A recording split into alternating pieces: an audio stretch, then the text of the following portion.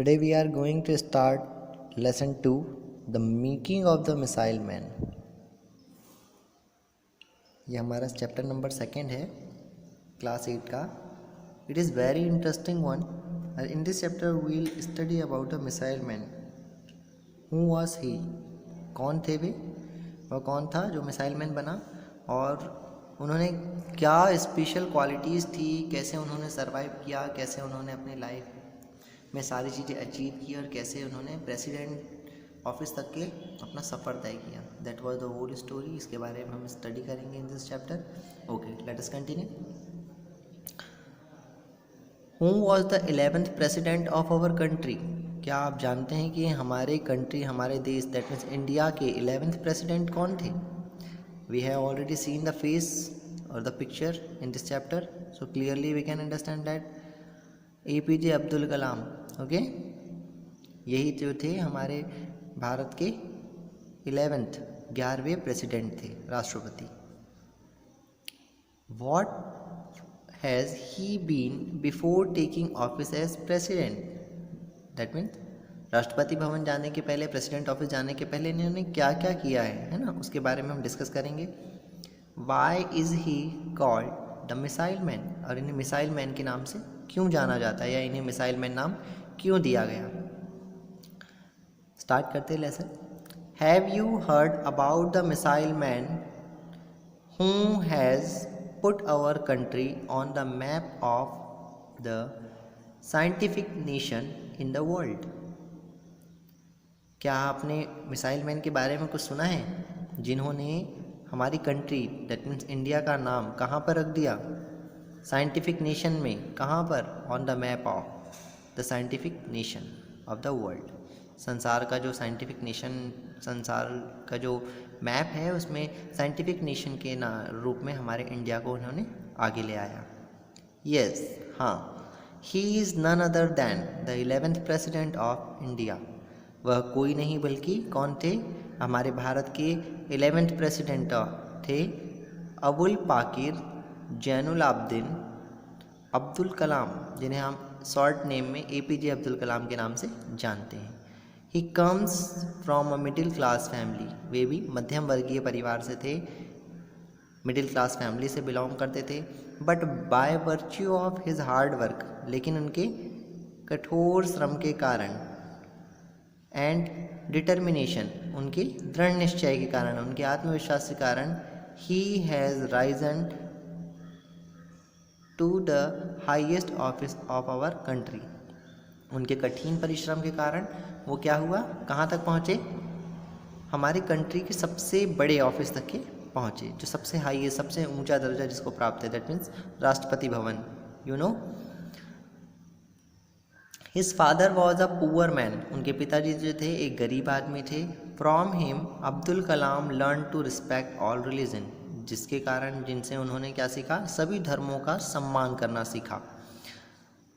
He read not only the holy Quran.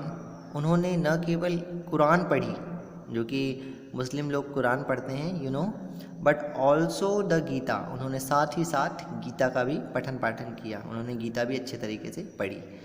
His family made its living by ferrying pilgrims between Dhanushkodi and Rameswaram in Tamil. Nadu जो family थी अब्दुल कलाम जी की, इनकी जो family थी, इनकी लिविंग स्टाइल, मतलब इनका रहन सहन, इनका मतलब अर्निंग कैसे होती थी, तो इस स्टोरी में उन्होंने बताया है कि फेयरिंग कहने का मतलब लोगों को एक स्थान से दूसरे स्थान लाने ले जाने वाला काम. पिलग्रिम्स में होता है तीर्थयात्री, है ना, तो तीर्थयात्रियों को पार करवाने का काम करते थे नदी में. बिटवीन धनुषकोडी एंड रामेश्वरम, धनुषकोडी से रामेश्वरम, और जो कि कहाँ पर है?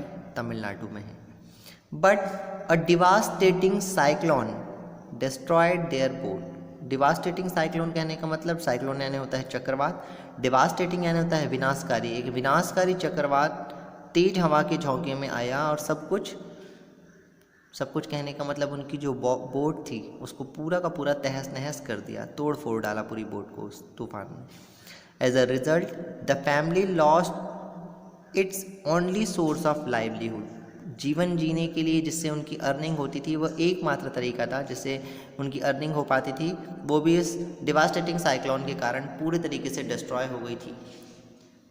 Abdul Kalam had to face a lot of difficulties in pursuing his study.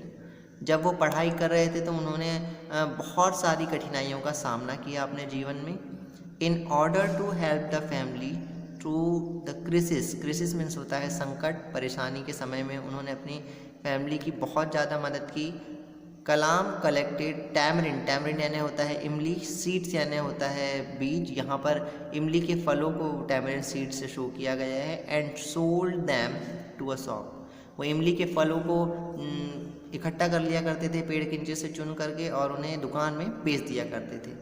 For this he was paid a lordly sum of about 6 पैसे 1 आना, जिसके लिए उन्हें कितने पैसे मिल जाया करते थे? 6 पैसे मिलते थे और 1 आना मिलता था। ये उस समय जो करेंसी चलती थी, यूनिट जो थी, उसके हिसाब से है।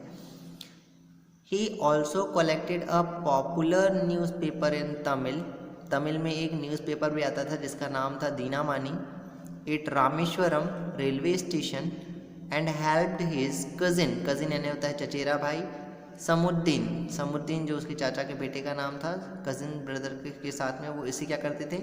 इन सेलिंग इट, उसे बेच दिया करते थे। कहाँ पर? Railway station. For this service, उनके इस काम के लिए Kalam was paid a little money, उन्हें थोड़े पैसे मिल जाते थे। Though his earning was very little, हालांकि उनकी जो अर्निंग थी वो बहुत कम थी। ही वॉज हैप्पी, लेकिन वो खुश थे।